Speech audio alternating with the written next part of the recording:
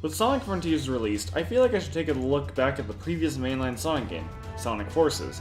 I remember enjoying it back in 2017, but will I feel the same way playing it now? This game is very mixed within the community to say the least. The majority is saying it's terrible, but is it really that bad of a game? Sonic Forces is a game about Sonic, Classic Sonic, and your own custom avatar taking back the world from Dr. Eggman. This seems like a great idea for our game, so let's see if it is. Booting it up, we're greeted to the title screen. Waiting on it long enough doesn't play an opening movie like Sonic Generations and Sonic Lost World, oddly enough. The title screen has some orchestra music, making this really feel like this time it's serious. Starting a new game, we're presented with the difficulty options. While it may say normal and hard, it really just means easy and normal. Normal mode doesn't let you lose all your rings when you take damage, but you're capped at 100 rings, as well as your rank and best time not being recorded, which is stupid. Meanwhile, hard mode has you lose all your rings, but you can go up to 999. I'm neutral on this, as games like Sonic Generations and Unleashed don't make you lose all your rings when taking damage. Though I feel like this should have actually done a bit more to make it feel like the difficulty option actually matters. With the difficulty selected, we're on to the first cutscene where Eggman thinks that his newest invention will let him conquer the world finally, and we see a slight glimpse of one of the other main villains here. Alright, on to the first stage. Lost Valley. Sonic in a desert Green Hill gets an alert from Tails about Eggman invading the city, so of course we gotta run through this to get there. While not too bad for our first level, Generations does have the better modern Green Hill to play through. Sonic arrives in the city and stops robots that are only just walking towards people, and Tails could have fought these himself. Before Sonic can get any sort of hit on Eggman, he's quickly struck by Shadow, who is for some reason on the enemy's side. Afterwards, we have one of the Deadly Six, most people remember, the original Faker, and completely useless to the story. Then this new mysterious guy shows up. Yeah, not gonna keep it a mystery, it's infinite. We all know it's infinite. Sonic gets his ass kicked and Eggman took over the world. Wow, he actually did it. Months later, we see the Resistance comprised of Vector, Espio, Charmy, Silver, Amy, and Knuckles as the leader. They all believe Sonic is dead and Tails has apparently lost him. But not all hope is lost when Knuckles takes in some strange guy and decides to give him a flamethrower without any proper training. I used a random wheel to decide to pick what options to use for this guy. He doesn't have a name at the moment, so if you got anything, you can comment that down below. I've just received some incredible news. Sonic is alive! Wow, that was fast. So Sonic isn't dead. Who would have guessed? Okay, let's head into the chemical plant so we can steal a shuttle to go into the Death Egg to go rescue him. After burning everything that stands in my way, we get to see what's going on with Tails at the moment. Wow, he's surely lost it. Can't fix him Mega at all. And here's Chaos. And while Tails is acting like a pussy here, I can kinda understand it since it's been months since Sonic was supposedly killed. But still, Tails, come on. Oh boy, I wonder what he's going to do, and Classic Sonic just hits him in the head, and that's done. So Classic Sonic went from Sonic Mania to Sonic Forces, or as I like to call it, Classic Sonic goes to war. After speeding through Ghost Town, we see a flashback of Infinite killing some people, and the Avatar trying to make an attempt to do something to get Infinite. Infinite then proceeds to let the Avatar go unharmed. What a mistake that was. Now we get word from Rouge saying that Sonic is going to be banished into space. Imagine being tortured for 6 months and then blown out into space. He'll live, he can breathe in space. None of this is good, Vector. That's why it's called war. Alright, let's go into Prison Hall and rescue Sonic after burning more shit that's in my way. Oh, wow, Sonic looks perfectly fine for being tortured for 6 months. Oh, hey look, it's Zavok, and suddenly Sonic's free. How convenient. Zavok's on some giant robot called the Death Queen. And we just wait a bit, homing attack him, and then Sonic beats the shit out of Zavok at the end. I feel like there could have been a bit more for this boss fight. Like, you know, actually fighting Zavok and not have him on a giant badnik. With that over, we see Zavok fall down and disappear. Suddenly the entire place rumbles, and it's time to get the hell out of here. I remember back before the game came out that there was some speculation on if that was the Ark. Nope, just the Death Egg. We run into the Avatar, who for some reason does not have their Wisp on with them and has dealt with these enemies before. Anyway, Sonic takes them out and we're out of here.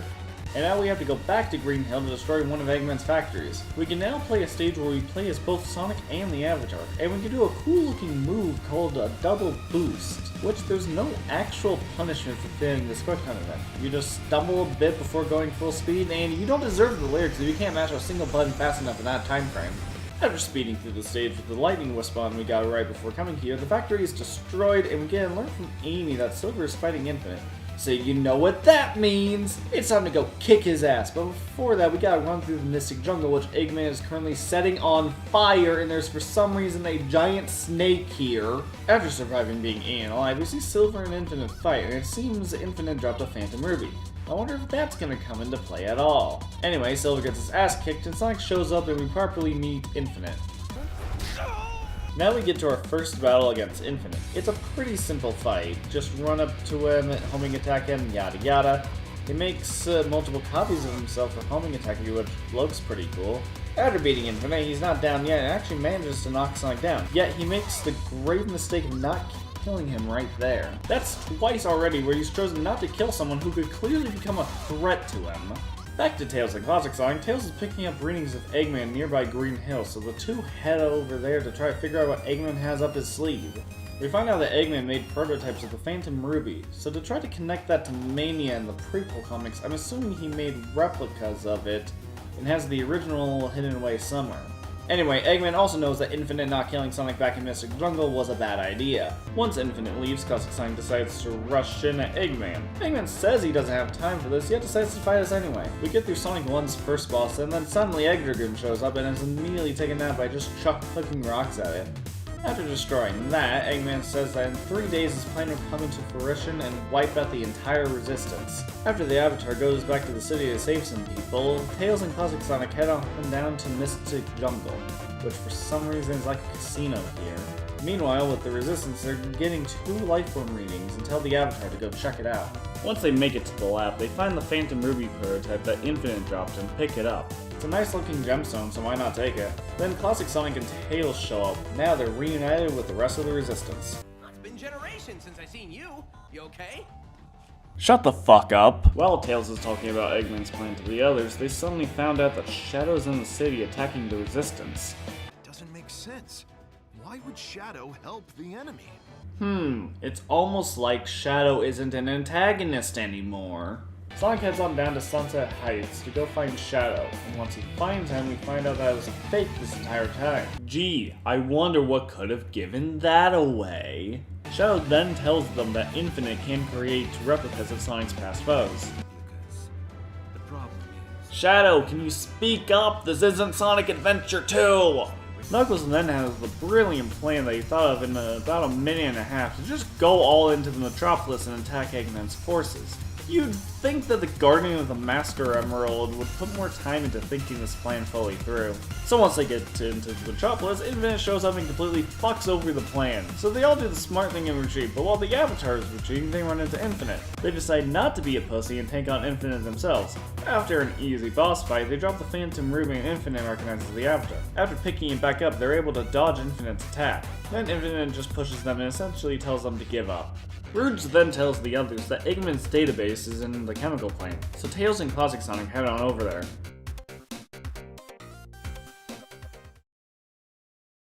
Why does Classic Sonic have a speed cap?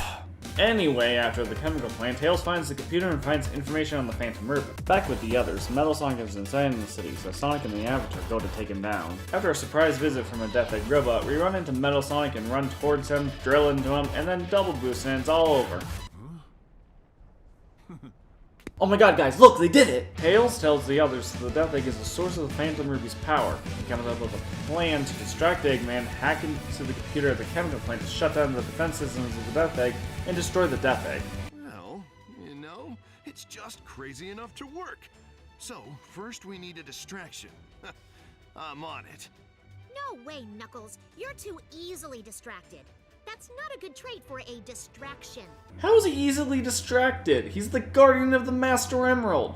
Speaking of which, where are the Chaos Emeralds? They would have been great for this story. Anyway, they send the Avatar to go be the distraction. After taking down a giant crab robot, Sonic set the chemical plant to find the computer room. God, I hate this red ring. Sadly, Vector doesn't say anything about the computer room. Find the computer! Afterwards, we make it to the Death Egg again, as Classic Sonic. I love that this level is based on the Death Egg from Sonic 3 and Knuckles. Yeah, it's nostalgia getting to me, but I still love it. Anyway, we blow this bitch up, and the Resistance think that Phantom Ruby's power is pretty useless now. Oh, how wrong they are. The Resistance head back to the Metropolis to try and take out Eggman. Also, this one damn section is so difficult to do with boosting. I've seen it done before, but it really shows that Sonic needs the drift in this game, even if it's only needed for one section. Sonic reaches Eggman and Infinite creates a black hole looking thing that's called Null Space, and Sonic gets sucked into it, and the Avatar tries to save him, but they both get sucked in. I understand that it's supposed to be where nothing exists, but when the level is called Null Space, and we just go through a short section of that area and just double boost out of there back to the Metropolis, it's a bit misleading. There's even some unused voice lines, which means the beginning section was going to be a bit longer, though I guess it would have just been more running in a straight line. After a bunch of grind rails with some good music, we reach Eggman again. Sonic roasts him and he retreats. I guess now the Metropolis is saved. After a quick detour to grab the hover respawn real fast, the plan is to go into Eggman's fortress to finally put an end to this and save the world. I thought this was a Gary's Mod screenshot when I saw it initially. So after a fight scene that doesn't look as cool, the Resistance and their army of copy-pasted soldiers approach Infinite. Hey, Infinite! Long time no see. Suddenly, Deus Ex Omega. Of course, he just has to show up at the very end with no explanation whatsoever.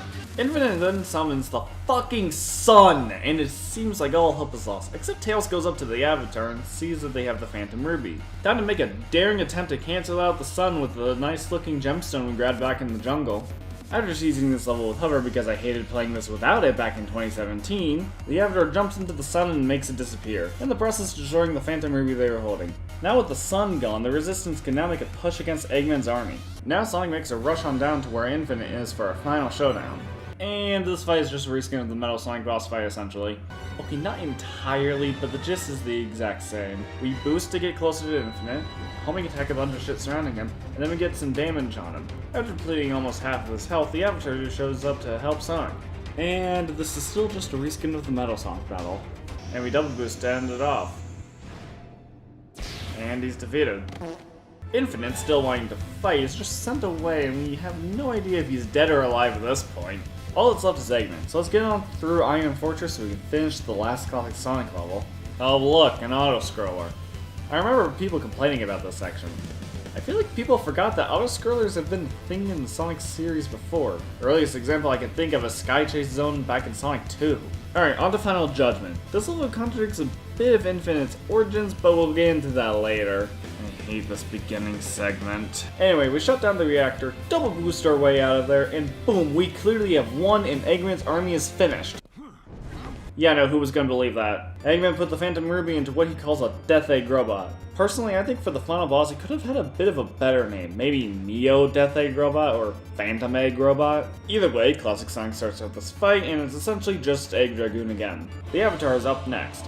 They have an entire platform to walk around on and need to either attack the fist that slams down or the center spot. At about a quarter health left, Eggman punches a hole into a spot, limiting your area to walk. But it's not too bad. On to the final phase, where we play as modern Sonic with Classic Sonic and the Avatar running next to us. Despite them being with us, we can only use Modern's abilities, and it is very similar to something like Color's final boss. Despite being very simple and probably a bit of an easy boss fight, the scenery and music make it feel so badass. We ended off with a triple boost. Yes, Classic Sonic can technically boost, he did in the ending of the 3DS version of Sonic Generations. The Resistance has finally won the war, they celebrate, and then we cut to Tails saying goodbye to Classic Sonic. Cheer up, Tails. I'm sure we'll run into him again. Please wait for the 35th or 40th anniversary before crossing these two over again. And maybe bring in Adventure Sonic or Boom Sonic while you're at it. And with that, the credits roll. Afterwards, we get a post-credit scene. The Resistance is over, and the Avatar tells Knuckles that they're heading off. We then see them walk up to Sonic in the city. He heads off like a bit of a jackass. I expected him to stay and help the others with fixing up the city. And then, the Avatar swings on out and is most likely never to be seen again. After beating the game, the title screen and music are changed. And that's Sonic Forces. Just kidding, we have episode shadow to get through real quick. So hey, what do you know? This video is going to be over 14 minutes, so I'm splitting it into two parts. Go click the video in the end card or link in the description.